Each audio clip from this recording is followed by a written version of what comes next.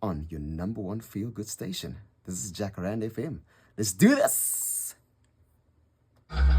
You're listening to Thabiso Kambule. Thank you for this kick, Dad.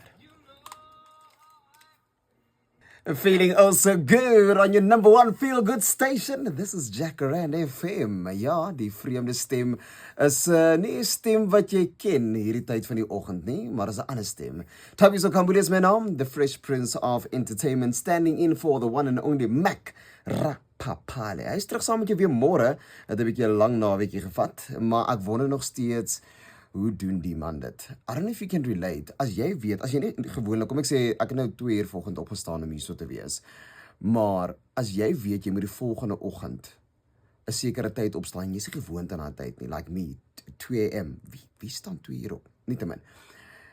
Kan jy slaap die vorige aand? Like, I struggled, Ek weet of ek even geslaap het nie. Maar ene wat ek definitief weet is, na die show gaan ek, 'n lang nap gaan vat. 'n lang nap gaan vat. Kyk hierso. Ek is hier vir naps nie. Ek is hier om vir jou lekker vibes te gee, goeie musiek te gee.